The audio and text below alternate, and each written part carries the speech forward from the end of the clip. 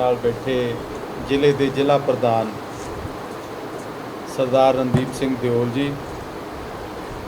किसान मोर्चा के पंजाब के जनरल सैकटरी सरदार मनिंदर सिंह कपियाल जी, दोनों महामंत्री इत्थों के मंडल प्रधान साहबान ते बाकी सारे जिन्ने भी मेरे प्रैस वाले वीर, सारे सीनियर पत्रकार, सारिਆਂ ਨੂੰ सब तो पहला तो मेरी गुरु फतेह प्रवान करियो। वाहिगुरू जी का खालसा, श्री वाहिगुरू जी की फतेह। जिहड़ा अज दा प्रैस दे नाल रूबरू होने का मकसद है, 8 साल जिहड़े है केंद्र की जिहड़ी मोदी साहब की सरकार है भाजपा की, ਉਹਦੇ 8 साल पूरे होने ते जिथे देश दे विच पार्टी दे वर्करां दे नाल राबता करन दे लई कायम आम लोकां दे विच जाके उन्हां नूं पार्टी दे नाल जोड़न दे लई 8 साल दीयां सरकार दीयां प्राप्तियां जिहड़ियां लोकां तक पहुंचाउण दे लई ਵੱਖ-ਵੱਖ प्रोग्राम पार्टी वल्लों रखे गए सी, जिहदे च अज दे दिन जिहड़े साडे पंजाब दे जिन्ने प्रशासनक जिले है वो सारे प्रशासनक जिलिਆਂ ते प्रैस कॉन्फ्रेंस की जिहड़ी है वो कीतियां जाणियां सी। उसे लड़ी दे तहत मेरी ड्यूटी पार्टी वल्लों तुहाडे संगरूर जिले दे विच लाई गई सी। सो अज उसे लड़ी दे तहत मैं तुहाडे सारिਆਂ दे दर्शन करन लई हाज़र होया। पिछले 8 सालां दी जिहड़ी मोदी साहब की सरकार है, उन्हें जिस ढंग दे नाल हिंदुस्तान दे विच काम कीता, 2014 तो पहला जिहड़ा एक देश दे विच अराजकता वाला माहौल बनिया सी, 2014 तो पहला जो हर रोज़ एक नित नवें घपलिया सरकार केंद्र दी विचों उठ के सामने आउंदा सी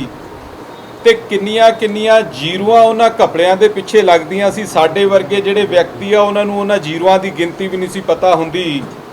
पर 2014 तो बाद जदों तो नरेंद्र मोदी जी प्रधानमंत्री बने,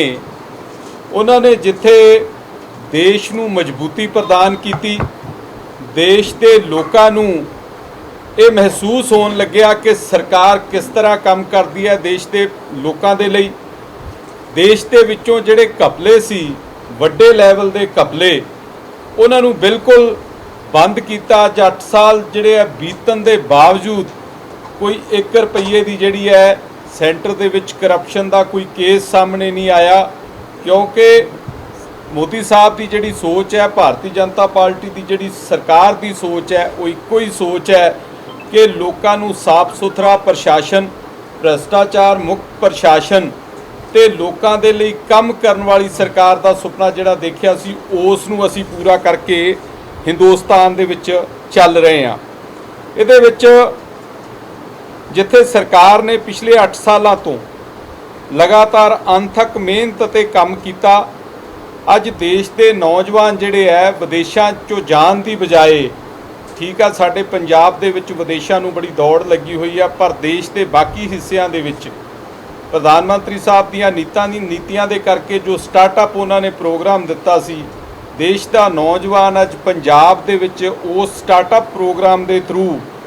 हिंदुस्तान दे विच रह के ही अपने कामकार शुरू करके जिथे अपनी रोजी रोटी का साधन पैदा कर रहा, उत्थे देश की भी जिहड़ी है वो सेवा कर रहा। इहदे नाल लोकां दी आर्थिक हालत तेजी नाल सुधरी है, देश की आर्थिक हालत भी जिहड़ी है वो तेजी नाल सुधरी है। करोना महामारी कारण उत्तरी विश्व व्यापी मंदी विच भारत नूं आर्थिक संकट दे विचों कड्ढण लई मोदी सरकार ने इन्हां नौजवानों के फैसले नूं एक नवीं दिशा ते उड़ान दिती सी। मोदी साहब का इक्को एक विजन अते इक्को एक टीचा है कि भारत नूं विश्व गुरु अते विश्व शक्ति बना के आधुनिक नौजवान भारत का निर्माण करना है, ते इस दे लई लगातार कोशिशां भी कर रहे हैं। देश की लोगों की भलाई अते विकास लई प्रधानमंत्री मोदी जी ने कई लोक भलाई स्कीमां की शुरुआत की, जिन्हां नूं जमीनी पद्धर ते उतारिया गया। इन्हां स्कीमां नूं पंजाब दे विच भी काफ़ी वड्डे पद्धर ते जिहड़ा इन्हां स्कीमां दा लाभ जिहड़ा वो मिलिया। स्वच्छ भारत मिशन के तहत 11.22 करोड़ पखाने बनाए गए, जिहड़े अपने गरीब घरां दे विच पखाने जिहड़े बनाए गए, वो 11.22 करोड़ जिहड़े टोटल देश दे विच दिते गए। ਜਿਨ੍ਹਾਂ ਦੇ ਵਿੱਚੋਂ ਪੰਜਾਬ ਦੇ ਵਿੱਚ 1,54,555 ਜਿਹੜੇ ਪਖਾਨੇ ਹੈ ਉਹ ਬਣਾ ਕੇ ਆਮ ਲੋਕਾਂ ਦੇ ਲਈ ਉਹਨਾਂ ਨੂੰ ਦਿੱਤੇ ਗਏ। ਇਹਦੇ ਵਿੱਚ ਪਿਛਲੇ ਜਿਹੜੇ 3 ਸਾਲ ਹੈ ਉਹਦੇ 'ਚ ਦੇਸ਼ ਦੇ ਵਿੱਚ 6.2 ਨਵੇਂ ਘਰਾਂ ਨੂੰ ਨਲਕੇ ਵਾਲਾ ਪਾਣੀ ਜਿਹੜਾ ਉਹਦੀ ਸਹੂਲਤ ਦਿੱਤੀ ਗਈ, ਜਿਹਦੇ 'ਚ ਪੰਜਾਬ ਦੇ ਵਿੱਚ 34.62 ਲੱਖ ਲਾਭਪਾਤਰੀ ਸ਼ਾਮਲ ਹੈ, ਜਿਨ੍ਹਾਂ ਨੇ ਜਿਹੜੇ ਸ਼ੁੱਧ ਪਾਣੀ ਸਵੱਛ ਪਾਣੀ ਜਿਹਨੂੰ ਆਪਾਂ ਕਹਿ ਦਿੰਦੇ ਆ ਉਹਦਾ ਲਾਭ ਪੰਜਾਬ ਦੇ ਵਿੱਚ ਵੀ ਇੰਨੇ ਲੋਕਾਂ ਨੂੰ ਮਿਲਿਆ। ਆਯੁਸ਼ਮਾਨ ਜਿਹੜੀ ਯੋਜਨਾ ਹੈ, ਆਯੁਸ਼ਮਾਨ ਪ੍ਰਧਾਨ ਮੰਤਰੀ ਆਯੁਸ਼ਮਾਨ ਯੋਜਨਾ, ਜਿਹਦੇ 'ਚ 5 ਲੱਖ, ਕਿਉਂਕਿ ਅੱਜ ਜਦੋਂ ਸਾਡਾ ਕੋਈ ਬੱਚਾ ਜਾਂ ਸਾਡਾ ਬਜ਼ੁਰਗ ਕੋਈ ਬਿਮਾਰ ਹੋ ਜਾਂਦਾ ਘਰ ਦੇ ਵਿੱਚ ਤੇ ਹਸਪੀਟਲ ਜਾਣਾ ਸਭ ਤੋਂ ਵੱਡੀ ਜਿਹੜੀ ਇੱਕ ਸਾਡੇ ਲਈ ਸਮੱਸਿਆ ਹੁੰਦੀ ਹੈ। ਪ੍ਰਧਾਨ ਮੰਤਰੀ ਸਾਹਿਬ ਨੇ ਆਯੁਸ਼ਮਾਨ ਯੋਜਨਾ ਦੀ ਸ਼ੁਰੂਆਤ ਕਰਕੇ 5 ਲੱਖ ਤੱਕ ਦਾ ਇਲਾਜ ਫ੍ਰੀ ਕੀਤਾ, ਜਿਹਦੇ 'ਚ 3.2 ਕਰੋੜ ਲੋਕਾਂ ਨੂੰ ਪ੍ਰਤੀ ਵਿਅਕਤੀ 5 ਲੱਖ ਦੇ ਹਿਸਾਬ ਨਾਲ ਜਿਹੜੀ ਇਹ ਸਹੂਲਤ ਦਿੱਤੀ ਗਈ। ਤੇ ਪੰਜਾਬ ਦੇ ਵਿੱਚ ਵੀ 11.48 ਲੱਖ ਲਾਭਪਾਤਰੀ ਜਿਹੜੇ ਹੈ ਉਹ ਇਹਦੇ ਸ਼ਾਮਲ ਹੈ। ਤੇ ਪੰਜਾਬ ਦੇ ਵਿੱਚ 45 ਲੱਖ ਲਾਭਪਾਤਰੀਆਂ ਸਮੇਤ ਦੇਸ਼ ਭਰ ਵਿੱਚ 18 ਕਰੋੜ ਤੋਂ ਵੱਧ ਆਯੁਸ਼ਮਾਨ ਜਿਹੜੇ ਕਾਰਡ ਹੈ ਉਹ ਜਾਰੀ ਕੀਤੇ ਜਾ ਚੁੱਕੇ ਹੈ। ਇਹਦੇ ਨਾਲ ਹੀ ਜਿਹੜੀ ਸਾਡੀ ਪੰਜਾਬ ਦੀ ਸਰਕਾਰ ਹੈ, ਜਿਹੜੀ ਸਰਦਾਰ ਭਗਵੰਤ ਸਿੰਘ ਮਾਨ ਜਿਹੜੇ ਤੁਹਾਡੇ ਹਲਕੇ ਤੋਂ ਚੁਣ ਕੇ ਤੁਸੀਂ ਭੇਜਿਆ ਜਿਨ੍ਹਾਂ ਨੂੰ, ਉਹਨਾਂ ਨੇ ਉਸ ਆਯੁਸ਼ਮਾਨ ਯੋਜਨਾ ਦਾ ਜਿਹੜਾ ਪੈਸਾ ਆ ਰਿਹਾ ਸੀ ਸੈਂਟਰ ਵੱਲੋਂ ਉਹ ਹਸਪੀਟਲਾਂ ਨੂੰ ਦੇਣ ਦੀ ਬਜਾਏ ਉਹ ਪੈਸਾ ਰੋਕ ਲਿਆ ਸੀ, ਜਿਹਦੇ ਕਰਕੇ ਪਿਛਲੇ ਦਿਨਾਂ ਦੇ ਵਿੱਚ ਉਹ ਸਕੀਮ ਜਿਹੜੀ ਆ ਪੰਜਾਬ ਦੇ ਵਿੱਚ ਬੰਦ ਹੋ ਗਈ ਸੀ। ਇਹ ਫਰਕ ਹੈ ਨਾ ਕਿ ਇੱਕ ਲੋਕਾਂ ਦੇ ਲਈ ਜੇ ਪੈਸਾ ਕੇਂਦਰ ਭੇਜ ਰਿਹਾ ਹੈ ਤੇ ਸਾਡੀ ਸੂਬੇ ਦੀ ਸਰਕਾਰ ਉਸ ਪੈਸੇ ਨੂੰ ਜਿਹੜੇ ਲਾਭਪਾਤਰੀ ਆ ਉਹਨਾਂ ਨੂੰ ਨਾ ਦੇ ਕੇ ਹੋਰ ਹੈੱਡ ਦੇ ਵਿੱਚ ਖਰਚ ਕਰਕੇ ਲੋਕਾਂ ਦਾ ਬੜਾ ਵੱਡਾ ਉਹਨਾਂ ਨੇ ਇਹਦੇ ਵਿੱਚ ਨੁਕਸਾਨ ਕੀਤਾ ਗਿਆ। ਕਰੋਨਾ ਕਾਲ ਪਿੱਛੇ ਜਦੋਂ ਆਇਆ ਤੇ ਸਭ ਤੋਂ ਪਹਿਲਾਂ ਹਿੰਦੁਸਤਾਨ ਜਿਹੜਾ ਹੈ ਅਸੀਂ ਵੈਕਸੀਨ ਜਿੱਥੇ ਤਿਆਰ ਕਰਕੇ ਦੇਸ਼ ਦੇ ਲੋਕਾਂ ਨੂੰ ਦਿੱਤੀ, ਉੱਥੇ ਵਿਦੇਸ਼ਾਂ ਨੂੰ ਵੀ ਦਿੱਤੀ। ਦੇਸ਼ ਦੇ ਵਿੱਚ ਹੁਣ ਤੱਕ ਜਿਹੜਾ ਕਰੋਨਾ ਕਾਲ ਦੇ ਵਿੱਚ ਤਕਰੀਬਨ 190 ਕਰੋੜ ਤੋਂ ਵੱਧ ਲੋਕਾਂ ਨੂੰ ਮੁਫਤ ਜਿਹੜਾ ਟੀਕਾਕਰਨ ਕੀਤਾ ਗਿਆ, ਜਿਹਦੇ 'ਚ ਇਕੱਲੇ ਪੰਜਾਬ ਦੇ ਵਿੱਚ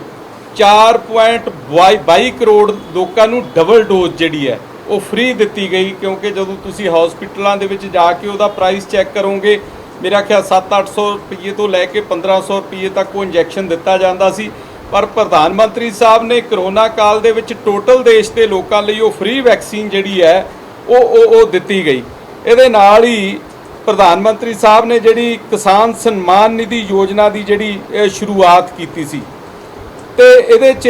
ਪੰਜਾਬ ਦੇ ਵਿੱਚ ਜਿਹੜੇ ਕਿਸਾਨ ਹੈ 23,38,000 ਕਿਸਾਨਾਂ ਨੂੰ 3951 ਕਰੋੜ ਰੁਪਈਆ ਜਿਹੜਾ ਹੁਣ ਤੱਕ ਹੈ ਤਕਰੀਬਨ 4000 ਕਰੋੜ ਰੁਪਈਆ ਪ੍ਰਧਾਨ ਮੰਤਰੀ ਸਨਮਾਨ ਨਿਧੀ ਯੋਜਨਾ ਦੇ ਤਹਿਤ ਪੰਜਾਬ ਦੇ ਜਿਹੜੇ ਕਿਸਾਨ ਹੈ ਉਹਨਾਂ ਦੇ ਖਾਤਿਆਂ 'ਚ ਵੀ ਇਹ ਪੈਸੇ ਪਏ ਹੈ। ਲੋਕਾਂ ਨੂੰ ਸਸਤੀਆਂ ਦਵਾਈਆਂ ਜਿਹੜੀਆਂ ਉਪਲਬਧ ਕਰਾਉਣੀਆਂ। ਆਯੁਸ਼ਮਾਨ ਭਾਰਤ ਯੋਜਨਾ ਤਹਿਤ 2857 ਤੰਦਰੁਸਤੀ ਕੇਂਦਰ ਖੋਲ੍ਹੇ ਗਏ, ਜਿਨ੍ਹਾਂ ਵਿੱਚੋਂ 18 ਮਈ 2022 ਤੱਕ 1,45,88,537 ਲੋਕਾਂ ਦੀ ਜਾਂਚ ਕੀਤੀ ਗਈ। ਆਯੁਸ਼ਮਾਨ ਭਾਰਤ ਜਨ ਆਰੋਗਿਆ ਯੋਜਨਾ, ਇਹਦੇ 'ਚ ਵੀ ਜਿਹੜੇ ਹੈ 1033 ਹਸਪਤਾਲਾਂ ਵਿੱਚ 11.84 ਲੱਖ ਲੋਕਾਂ ਦਾ 1372.2 ਕਰੋੜ ਰੁਪਏ ਦਾ ਮੁਫਤ ਇਲਾਜ ਕੀਤਾ ਗਿਆ। ਇਹਦੇ ਨਾਲ ਹੀ ਜਿਹੜਾ ਬਹੁਤ ਹੀ ਜਿਹੜਾ ਪੰਜਾਬ ਹੈ ਸਰਹੱਦੀ ਸੂਬਾ ਹੈ, ਸੰਵੇਦਨਸ਼ੀਲ ਸੂਬਾ ਹੈ। ਇੱਕ ਭਾਰਤ ਵਿਰੋਧੀ ਤਾਕਤਾਂ ਜਿਹੜੀਆਂ ਪੰਜਾਬ ਦੇ ਅਮਨ ਸ਼ਾਂਤੀ ਤੇ ਭਾਈਚਾਰਕ ਸਾਂਝ ਦੇ ਮਾਹੌਲ ਨੂੰ ਅੱਗ ਲਾਉਣ ਦੇ ਲਈ ਹਰ ਸਮੇਂ ਜਿਹੜਾ ਹੈ ਉਹ ਤਤਪਰ ਰਹਿੰਦੀਆਂ। ਇਸ ਲਈ ਜਿਹੜੀ ਮੋਦੀ ਸਾਹਿਬ ਦੀ ਸਰਕਾਰ ਹੈ ਉਹਨਾਂ ਨੇ ਪਿੱਛੇ ਜੇ ਇੱਕ ਫੈਸਲਾ ਲਿਆ ਸੀ, ਕਿਉਂਕਿ ਆਪਣੇ ਹਿੰਦੁਸਤਾਨ ਦੇ ਵਿੱਚ ਪੰਜਾਬ ਦੇ ਜਿਹੜੀ ਨਾਲ ਲੱਗਦੀ ਸਰਹੱਦ ਹੈ ਉੱਥੋਂ ਜਿੱਥੇ ਅਸਲਾ ਆ ਰਿਹਾ ਗੈਰ ਕਾਨੂੰਨੀ, ਉੱਥੋਂ ਨਸ਼ੇ ਦੀ ਸਪਲਾਈ, ਚਿੱਟਾ ਜਿਹਨੇ ਅੱਜ ਸਾਡੇ ਪੰਜਾਬ ਦੇ ਬਹੁਤ ਸਾਰੇ ਘਰ, ਬਹੁਤ ਸਾਰੀਆਂ ਮਾਵਾਂ ਦੇ ਪੁੱਤ ਖੋਏ, ਉਹਦੀ ਸਪਲਾਈ ਨਿਰੰਤਰ ਆ ਰਹੀ ਸੀ। ਉਹਦੇ ਨਾਲ ਜਿਹੜਾ ਪਰਸੋਂ ਚੌਥੇ ਥੋੜੇ ਦਿਨ ਪਹਿਲਾਂ ਪੰਜਾਬ ਦੇ ਵਿੱਚ ਆਪਣੇ ਗੁਆਂਢ ਦੇ ਵਿੱਚ ਸਿੱਧੂ ਮੂਸੇਵਾਲੇ ਜਿਹੜੇ ਗਾਇਕ ਸੀ ਉਹਨਾਂ ਦੀ ਜਿਹੜੀ ਹੱਤਿਆ ਹੋਈ ਹੈ, ਕਤਲ ਹੋਇਆ ਹੈ, उस हत्या दे विच जिहड़ा हथियार यूज़ किया गया, जिहड़ा रशियन मिलिटरी दे कोल हथियार सी, वो हथियार अज तक हिंदुस्तान दे विच है ही नहीं सी। उहो जे हथियारां दी जिहड़ी सप्लाई है वो इत्थे लगातार जिहड़े समाज विरोधी तत्त है उन्हां दी घुसपैठ वधदी जा रही सी। सो मोदी साहब की सरकार ने एक फैसला किया कि सारे देश दे विच जिहड़ी सरहद है उहदे तो 50 किलोमीटर की दूरी अंदर तक जिहड़ी BSF है वो कंट्रोल करूगी। उदों साडे लोकां ने इस गल का विरोध किया सी काफ़ी ज़्यादा, पर इस गल दे जिहड़े है वो सिट्टे हुण सामने आउणे शुरू होए आ। पिछले दिनां दे विच किड्डियां वड्डियां वड्डियां खेपां जिहड़ियां नशे दीयां फड़ियां गईयां और किन्ने समगलर फड़े गए, किन्ने जिहड़े समाज विरोधी तत्त ने उन्हां नूं फड़ के सरकार ने अंदर दिता गया। उहदे नाल ही जिहड़ा पंजाब नाल ते खास करके पंजाब दे सिखां नाल जिहड़ा मोदी साहब का बहुत ज़्यादा लगाव रहा है, क्योंकि हमेशा बहुत ज़्यादा प्यार ते सत्कार मोदी साहब ने अपने इस खित्ते नूं दिता है। साडी बड़े लंबे समय तो मंग सी, क्योंकि जिन्ने भी गुरु नानक नाम लेवा सिख ने असी हर रोज़ अरदास दे विच एक बेनती करते हैं सी कि जिहड़े गुरु धाम साडे तो विछड़े आ उन्हां दे खुले दर्शन दीदारे, करतारपुर साहब जिहड़ा उहदा लांघा खोल के उत्थों दे खुले दर्शन दीदारे करन दा सानूं बल बख्शीए। सो ये लंबे समय तो साडी डिमांड चली आ रही सी। मोदी साहब ने जिथे वो लांघा खोलिया उत्थे उहदा जिहड़ा 133 करोड़ का प्रोजैक्ट सी उसनूं मंजूरी दे के थोड़े दिनों दे विच उसनूं कंप्लीट करके जिहड़ा साडीआं ये भावनावां सी इस नूं बूर पाया गया। उहदे नाल ही जिहड़ा हरमंदर साहब दे विच जां बाकी गुरुद्वारिआं दे विच बाहरलीआं संगतां दे दान देण दे लई FCR जिहड़ी आई दी नीति है उसनूं पॉलिसी नूं लागू कीता। बाहरों बैठ के कोई भी व्यक्ति अपने गुरु घर दे विच किन्ना भी दान भेज सकता है, इस तरह की जिहड़ी व्यवस्था की गई। प्यार की गल सुनो कि गुरु तेग बहादुर जी महाराज ने जिन्हां ने देश के लिए शहीदी दिती सी, कश्मीरी पंडितां नूं बचाउण दे लई शहीदी दिती सी, अज तक किसी भी सरकार ने कदे ये नहीं सोचा कि जिथे उन्होंने शहीदी दी किते उत्थे असी उन्हां दा जिहड़ा दिवस मनाईए। पहली बार इस वार होया कि लाल किले ते प्रधानमंत्री साहब की हाज़री दे विच केंद्र की सरकार वालों सिख जथेबंदियां नूं नाल लै के गुरु तेग बहादुर जी का जिहड़ा दिवस सीगा उसनूं उत्थे मनाया गया। असी बड़े लंबे समय तो मंग करते सी कि जिहड़ा बाल दिवस है उसनूं जिहड़े साडे हिंदुस्तान दे विच एक एग्जाम्पल सैट की हुई है, छोटे साहबजादियां दे नाम ते बाल दिवस नूं रखिया जावे, बाल दिवस के रूप दे विच उन्हां दे शहीदी दिहाड़े नूं मनाया जावे। पर किसी भी सरकार ने, साडे प्रधानमंत्री भी रहे इस कौम दे विचों, पर उन्होंने भी कदे इस पासे ध्यान नहीं दिता। प्रधानमंत्री नरेंद्र मोदी जी ने इस साल तो ये लागू करता कि 26 दसंबर नूं जिहड़ा साहबजादियां दा शहीदी दिहाड़ा है उसनूं देश दे विच बाल दिवस के रूप च मनाया जाऊगा। ठीक है, सानू ये गल कई बार छोटी लगती है कि छोटी गल हो सकती है कि छुट्टी नाल की हो जाऊगा, पर जदों तुसीं इस दी ढंगाई च जाओगे, क्योंकि केरला विच तमिलनाडु च साडे इस इतिहास तो बहुते लोग जाणू नहीं, ते जदों बच्चों नूं उस दिन छुट्टी होऊगी, बच्चे पुछणगे कि अज छुट्टी कास दी है, तो उन्होंने जदों पता हो कि अज वीर बाल दिवस के रूप से जिहड़ा छुट्टी है, तो फिर वो इतिहास कढ़ के साडा इतिहास पढ़नगे, उन्होंने पता लगूगा कि किस कदर छोटे छोटे बच्चों ने देश के लिए, कौम के लिए हस के नीहां दे विच चिन्ह नूं जिहड़ा उसनूं मंजूरी दिती, बल्कि इस तो कि वो जाबर दे अगे झुकण। इस तरह के जिहड़े काम है प्रधानमंत्री साहब ने साडी सिख कौम के लिए, पंजाब के लिए कीते है। और पिछले समय दे विच पंजाब दे विच जिस तरह, क्योंकि जिहड़े पिछले समय कानून वो वापस हो चुके हैं, कानून लैके आए सी खेती सुधारां दे लई, पर पंजाब दे साडे लोकां ने वो कानून सानू चंगे नहीं लगे साडे किसानां नूं, ते किसानां ने 1 साल एजीटेशन, 1.5 साल के करीब एजीटेशन हुई। 1 साल साडा किसान दिल्ली के बॉर्डरां ते बैठा रहा, पर जिस ढंग दे नाल, जिस शांति दे नाल केंद्र सरकार ने, प्रधानमंत्री नरेंद्र मोदी जी ने उस एजीटेशन नूं जिहड़ा नजिठिया, उस एजीटेशन नूं जिस ढंग दे नाल समाप्त करवाया, बिना किसी डांग सोटी चलाई तो, बिना किसी प्यार ते सत्कार दे नाल, क्योंकि वो साडी कौम दे नाल प्यार ही इन्ना करते हैं 26 जनवरी ਨੂੰ ਦਿੱਲੀ ਦੇ ਵਿੱਚ ਜੋ ਕੁਝ ਹੋਇਆ ਸੀ ਉਹ ਇੱਕ ਬੜਾ ਵੱਡਾ ਕੰਮ ਸੀਗਾ, ਪਰ ਉਸ ਦੇ ਬਾਵਜੂਦ ਕੇਂਦਰ ਸਰਕਾਰ ਵੱਲੋਂ ਉਸ ਨੂੰ ਇਸ ਕਰਕੇ ਕਿ ਮੈਂ ਇਹ ਲੋਕ ਜਿਹੜੇ ਆ ਮੇਰੇ ਦਿਲ ਦੇ ਨੇੜੇ ਆ, ਇਹ ਦੇਸ਼ ਦੇ ਉਹ ਲੋਕ ਨੇ ਜਿਨ੍ਹਾਂ ਨੇ ਦੇਸ਼ ਲਈ ਵੱਡੀਆਂ ਕੁਰਬਾਨੀਆਂ ਦਿੱਤੀਆਂ ਤੇ ਆਖਰ ਦੇ ਵਿੱਚ ਪ੍ਰਧਾਨ ਮੰਤਰੀ ਜੀ ਨੇ ਦੇਸ਼ ਦੇ ਸਾਰੇ ਜਿਹੜਾ ਉਹਦੇ ਬਾਰੇ ਸੋਚ ਵਿਚਾਰ ਕਰਕੇ ਉਹ ਕਾਨੂੰਨ ਹੀ ਵਾਪਸ ਲੈ ਲਏ। ਇਸ ਕਦਰ ਤੱਕ ਜਿਹੜੇ ਪ੍ਰਧਾਨ ਮੰਤਰੀ ਜੀ ਆ ਸਾਡੇ ਪੰਜਾਬ ਨੂੰ ਤੇ ਸਾਡੇ ਜਿਹੜੇ ਖਾਸ ਤੌਰ ਕੇ ਪੰਜਾਬੀ ਨੇ ਉਹਨਾਂ ਨੂੰ ਪਿਆਰ ਕਰਦੇ ਆ। ਇਹਦੇ ਨਾਲ ਹੀ ਜਿਹੜੀਆਂ ਪ੍ਰਧਾਨ ਮੰਤਰੀ ਮੋਦੀ ਜੀ ਵੱਲੋਂ ਜਿਹੜੀਆਂ ਚਲਾਈਆਂ ਗਈਆਂ ਸਕੀਮਾਂ ਦੇ ਤਹਿਤ ਗਰੀਬ ਕਲਿਆਣ ਅੰਨ ਯੋਜਨਾ, ਜਿਹਦੇ ਤਹਿਤ 88 ਕਰੋੜ ਲੋਕਾਂ ਨੂੰ ਮੁਫਤ ਅਨਾਜ ਵੰਡਿਆ ਜਾ ਰਿਹਾ ਹੈ, ਜਿਹਦੇ 'ਚ ਪੰਜਾਬ ਦੇ ਜਿਹੜੇ ਲੋਕ ਹੈ ਉਹਦੇ 'ਚ 1.42 ਕਰੋੜ ਲੋਕ ਯਾਨੀ 1 ਕਰੋੜ 42 ਲੱਖ ਲੋਕਾਂ ਨੂੰ ਪਿਛਲੇ ਜਦੋਂ ਤੋਂ ਕਰੋਨਾ ਸ਼ੁਰੂ ਹੋਇਆ ਉਦੋਂ ਤੋਂ ਲੈ ਕੇ ਹੁਣ ਤੱਕ ਲਗਾਤਾਰ 1 ਕਰੋੜ 42 ਲੱਖ ਲੋਕਾਂ ਨੂੰ ਮੁਫਤ ਅਨਾਜ ਜਿਹੜਾ ਪ੍ਰਧਾਨ ਮੰਤਰੀ ਦੀ ਕੇਂਦਰ ਸਰਕਾਰ ਵੱਲੋਂ ਉਹਨਾਂ ਲੋਕਾਂ ਨੂੰ ਦਿੱਤਾ ਜਾ ਰਿਹਾ ਹੈ। ਇਹਦੇ ਨਾਲ ਹੀ ਜਿਹੜਾ ਪ੍ਰਧਾਨ ਮੰਤਰੀ ਆਵਾਸ ਯੋਜਨਾ ਉਹਦੇ ਤਹਿਤ 1.22 ਕਰੋੜ ਮਕਾਨਾਂ ਨੂੰ ਮਨਜ਼ੂਰੀ ਦਿੱਤੀ ਗਈ, ਜਿਹਦੇ 'ਚ ਪੰਜਾਬ 'ਚ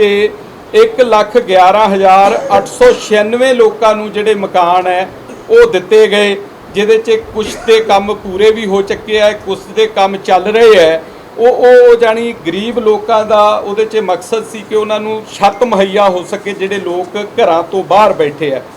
ਇਸੇ ਤਹਿਤ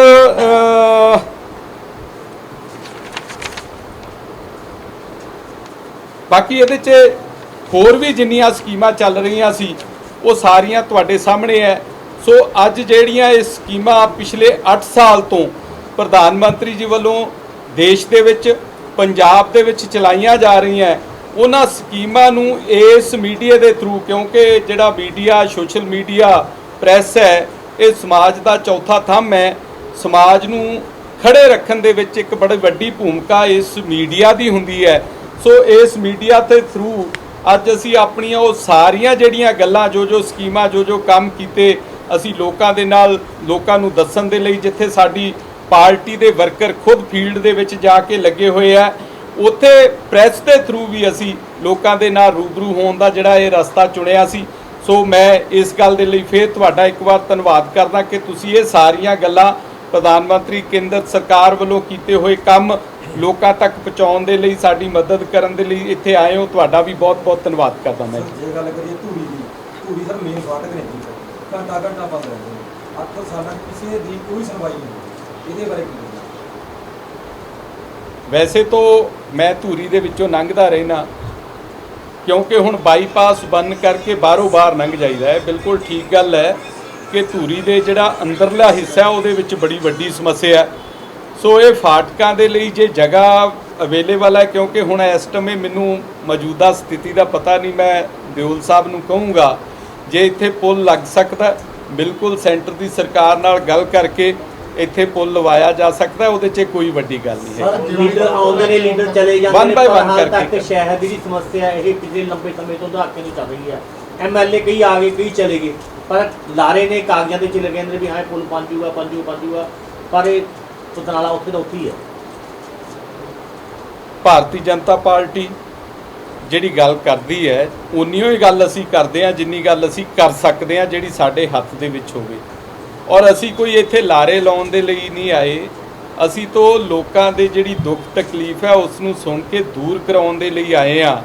ਸੋ ਜਿਹੜੀ ਇਹ ਤੁਸੀਂ ਫਾਟਕ ਵਾਲੀ ਗੱਲ ਕੀਤੀ ਹੈ, ਬਿਲਕੁਲ ਉਹਦੀ ਅਵੇਲੇਬਿਲਟੀ ਦੇਖ ਕੇ, ਕਿਉਂਕਿ ਦਿਓਲ ਸਾਹਿਬ ਜਿਹੜੇ ਇੱਥੋਂ ਇਲੈਕਸ਼ਨ ਵੀ ਲੜੇ ਸੀ ਪਿਛਲੇ ਸਮੇਂ ਦੇ ਵਿੱਚ,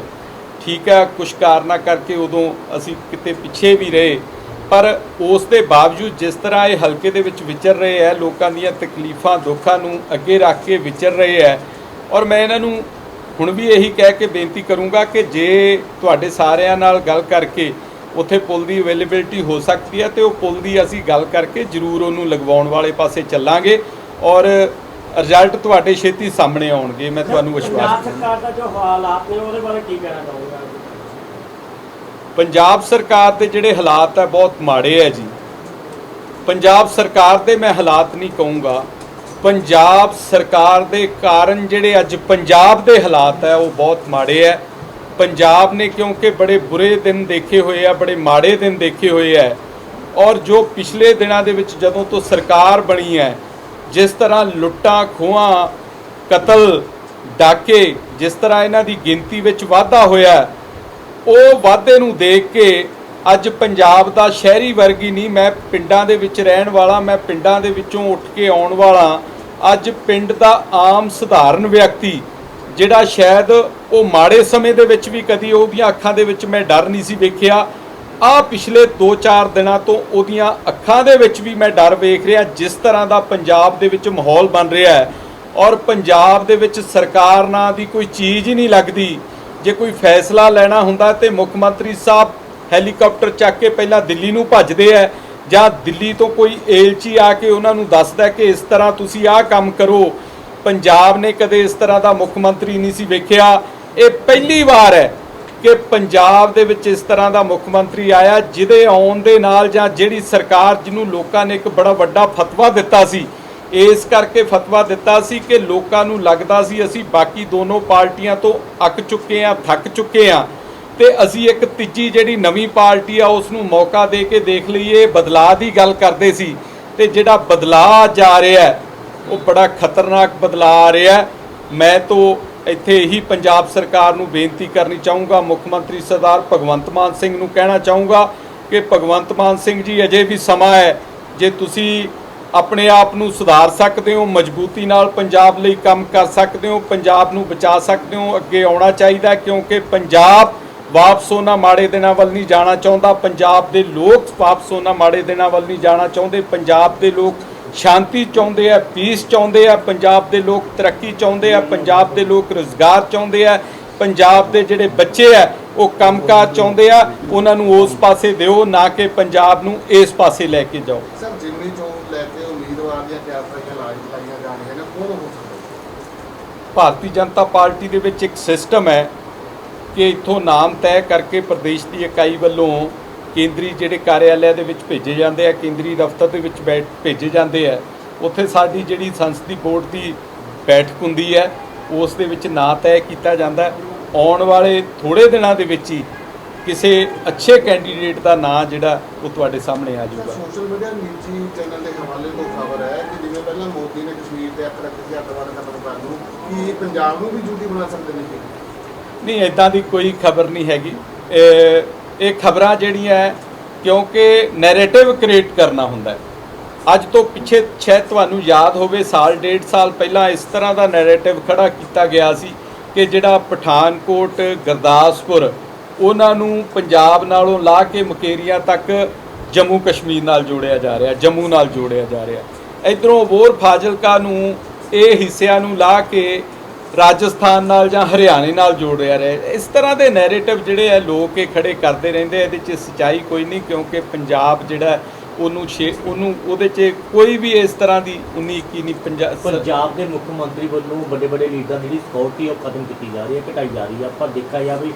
ਇੱਕ ਪਾਸੇ ਘਟਾਈ ਜਾ ਰਹੀ ਹੈ, ਦੂਜੇ ਪਾਸੇ ਇਹਨਾਂ ਦੀ ਆਪਣੀ ਜਿਹੜੀ ਸਿਕਿਉਰਿਟੀ ਉਹ ਵਧਾਈ ਜਾ ਰਹੀ ਹੈ। ਉਹਨੂੰ ਕਿਵੇਂ ਦੇਖਦੇ ਹੋ ਭਾਰਤੀ ਜਨਤਾ ਪਾਰਟੀ? ਦੇਖੋ ਜੀ, ਮੈਂ ਖੁਦ ਸਿਕਿਉਰਿਟੀ ਦੇ ਹੱਕ 'ਚ ਨਹੀਂ ਹੈਗਾ, ਪਰ ਜਦੋਂ ਜਿਹੜੇ ਲੋਕ ਥ੍ਰੈਟਨਿੰਗ ਨੇ, ਜਿਨ੍ਹਾਂ ਨੂੰ ਥ੍ਰੈਟਿੰਗ ਹੈ ਜਾਂ ਜਿਨ੍ਹਾਂ ਦੀ ਸਿਕਿਉਰਿਟੀ ਨੂੰ ਖਤਰਾ ਹੈ, ਉਹਨਾਂ ਨੂੰ ਜ਼ਰੂਰ ਸਿਕਿਉਰਿਟੀ ਮਿਲਣੀ ਚਾਹੀਦੀ ਹੈ। ਔਰ ਜਿਸ ਢੰਗ ਦੇ ਨਾਲ ਪਿਛਲੇ ਦਿਨਾਂ ਦੇ ਵਿੱਚ ਸਰਕਾਰ ਨੇ, ਕਿਉਂਕਿ ਸਿਕਿਉਰਿਟੀ ਦੇਣ ਅਤੇ ਵਾਪਸ ਲੈਣ ਦੇ ਲਈ ਇੱਕ ਪ੍ਰੋਪਰ ਪ੍ਰੋਸੈਸ ਹੁੰਦਾ ਹੈ। ਜਿਹੜੀਆਂ ਫੋਰਸਸ ਨੇ, ਜਿਹੜੀ ਇੰਟੈਲੀਜੈਂਸੀ ਆ, ਉਹਨਾਂ ਦੀ ਬੈਠਕ ਹੁੰਦੀ ਹੈ, ਆਫੀਸਰਸ ਦੀ ਬੈਠਕ ਹੁੰਦੀ ਹੈ, ਥੱਲਿਓਂ ਗਰਾਊਂਡ ਤੋਂ ਪੂਰੀ ਜਿਹੜਾ ਡਾਟਾ ਲੈ ਕੇ ਫਿਰ ਉਸ ਬਾਰੇ ਜਿਹੜੇ ਸਾਡੇ ADGP ਸਿਕਿਉਰਿਟੀ ਹੈ ਉਹ ਫੈਸਲਾ ਕਰਦੇ ਹੈ ਕਿ ਕਿਸ ਨੂੰ ਸਿਕਿਉਰਿਟੀ ਦਿੱਤੀ ਜਾਣੀ ਹੈ ਤੇ ਕਿਸ ਦੀ ਸਿਕਿਉਰਿਟੀ ਵਾਪਸ ਲਈ ਜਾਣੀ ਹੈ। ਪਰ ਜਿਸ ਢੰਗ ਦੇ ਨਾਲ ਪਿਛਲੇ ਦਿਨਾਂ ਦੇ ਵਿੱਚ ਸਰਦਾਰ ਭਗਵੰਤ ਸਿੰਘ ਦੀ ਮਾਨ ਦੀ ਸਰਕਾਰ ਨੇ ਬਿਨਾਂ ਉਹ ਕੋਈ ਫੈਸਲੇ ਹੋਏ ਤੋਂ ਸਰਕਾਰ ਦੇ ਆਦੇਸ਼ਾਂ ਤੇ ਉਹਨਾਂ ਵਿਅਕਤੀਆਂ ਦੀ ਸਿਕਿਉਰਿਟੀ ਵਾਪਸ ਲਈ ਜਿਨ੍ਹਾਂ ਨੂੰ ਸਿਕਿਉਰਿਟੀ ਦੀ ਜ਼ਰੂਰਤ ਸੀ, ਜਿਹੜੇ ਹਰ ਸਮੇਂ ਰਡਾਰ ਤੇ ਰਹਿੰਦੇ ਆ, ਜਿਹਦਾ ਦਿਖਾਂਤ ਹੋਇਆ ਕਿ ਜਿਹੜਾ ਸਿੱਧੂ ਮੂਸੇਵਾਲਾ ਸਾਡਾ ਛੋਟਾ ਵੀਰ, ਉਹਦੇ ਜਿਹੜੀ ਡੈਥ ਹੋਈ ਆ, ਮੇਰੇ ਖਿਆਲ ਨਾਲ ਉਹ ਉਸੇ ਸਿਕਿਉਰਿਟੀ ਰੀਜ਼ਨ ਦਾ ਕਾਰਨ ਹੈ। ਤੇ ਮੈਂ ਇੱਥੇ ਇੱਕ ਗੱਲ ਹੋਰ ਪੁੱਛਣੀ ਚਾਹੁੰਦਾ ਸਰ ਭਗਵੰਤ ਸਿੰਘ ਮਾਨ ਜੀ ਨੂੰ ਕਿ ਮਾਨ ਸਾਹਿਬ, ਤੁਸੀਂ ਬਾਕੀ ਲੀਡਰਾਂ ਦੀ ਸਿਕਿਉਰਿਟੀ ਵਾਪਸ ਲੈ ਰਹੇ ਹੋ, ਪਰ ਸਾਡੀ ਸਤਿਕਾਰਯੋਗ ਉਹ ਭੈਣ ਹੈ ਜਿਹੜੀ ਭਗਵੰਤ ਸਿੰਘ ਮਾਨ ਦੀ ਭੈਣ ਹੈ, ਉਸ ਨੂੰ ਤੁਸੀਂ ਕਿਸ ਹੈਸੀਅਤ ਦੇ ਵਿੱਚ ਸਿਕਿਉਰਿਟੀ ਦਿੱਤੀ ਆ? ਉਹਨਾਂ ਨੂੰ ਕੀ ਖਤਰਾ ਹੈ? ਜਿਹੜੇ ਰਾਘਵ ਚੱਡਾ ਜੀ ਹੈ ਉਹਨਾਂ ਨੂੰ ਕੀ ਖਤਰਾ ਹੈ ਕਿ ਉਹਨਾਂ ਨੂੰ ਤੁਸੀਂ ਸਿਕਿਉਰਿਟੀ ਦਿੱਤੀ ਹੈ।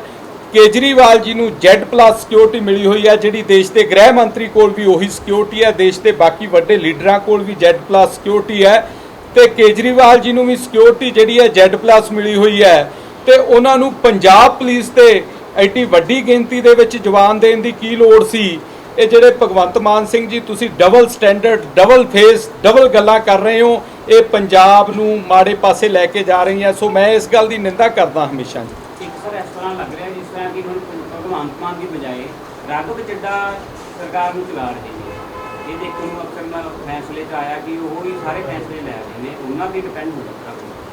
ਮੈਂ ਇਹ ਗੱਲ ਪਹਿਲਾਂ ਕਹਿ ਕੇ ਹਟਿਆ, ਤੁਹਾਡੇ ਸਾਰਿਆਂ ਦੇ ਨਾਲ ਕਰਕੇ ਹਟਿਆ ਕਿ ਰਿਮੋਟ ਨਾਲ ਚੱਲਣ ਵਾਲੀ ਸਰਕਾਰ ਹੈ। ਫੈਸਲੇ ਰਾਘਵ ਚੱਡਾ ਵੀ ਨਹੀਂ ਲੈ ਰਿਹਾ, ਫੈਸਲੇ ਬੈਠੀ ਇਹਨਾਂ ਦੀ ਜਿਹੜੀ ਪਿੱਛੋਂ ਸੁਪਰੀਮੋ ਹੈ ਉਹ ਜੋ ਆਦੇਸ਼ ਕਰਕੇ ਰਾਘਵ ਚੱਡੇ ਦੇ ਥਰੂ ਅੱਜ ਜਿਸ ਢੰਗ ਦੇ ਨਾਲ ਪੰਜਾਬ ਨੂੰ ਚਲਾਇਆ ਜਾ ਰਿਹਾ ਹੈ। ਕਿਉਂਕਿ ਮੈਂ ਹਮੇਸ਼ਾ ਇੱਕ ਗੱਲ ਕਹਿਣਾ ਕਿ ਪੰਜਾਬ ਦਾ ਸਿਨੈਰੀਓ ਹੈ ਜਿਹੜਾ ਪੋਲੀਟੀਕਲ ਸਿਨੈਰੀਓ ਹੈ ਟੋਟਲ ਦੇਸ਼ ਤੋਂ ਵੱਖ ਹੈ। ਪੰਜਾਬ ਹਮੇਸ਼ਾ ਦੇਸ਼ ਤੋਂ ਇਹਦਾ ਪੋਲੀਟੀਕਲ ਸਿਨੈਰੀਓ ਵੱਖਰਾ ਰਹਿੰਦਾ ਹੈ। ਇਹਨੂੰ ਜਿਹੜੇ ਇਸ ਦੀ ਨਬਜ਼ ਨੂੰ ਸਮਝਦੇ ਹੈ ਉਹੀ ਲੋਕ ਚਲਾ ਸਕਦੇ ਹੈ, ਕਿਉਂਕਿ ਯੋਧਿਆਂ ਦੀ ਕੌਮ ਦਾ ਖਿੱਤਾ ਹੈ, ਯੋਧਿਆਂ ਇਹ ਉਹਨਾਂ ਯੋਧਿਆਂ ਸੂਰਬੀਰਾਂ ਦਾ ਦੇਸ਼ ਜਿਹੜਾ ਪ੍ਰਦੇਸ਼ ਹੈ, ਇਸ ਨੂੰ ਚਲਾਉਣ ਦੇ ਲਈ ਇਹਨਾਂ ਨੂੰ ਸਮਝਣ ਵਾਲੇ ਲੋਕ ਚਾਹੀਦੇ ਹੈ। ਸੋ ਜਿਹੜੇ ਦਿੱਲੀ ਤੋਂ ਰਾਘਵ ਚੱਡਾ ਜੀ ਜਾਂ ਇਹਨਾਂ ਦੇ ਜਿਹੜੇ ਸੁਪਰੀਮੋ ਹੈ ਉਹ ਪੰਜਾਬ ਨੂੰ ਸਹੀ ਦਿਸ਼ਾ ਨਹੀਂ ਦੇ ਸਕਦੇ। ਇਹ ਫੈਸਲੇ ਸਾਡੇ ਪੰਜਾਬ ਲਈ ਮਾਰੂ ਫੈਸਲੇ ਹੈ।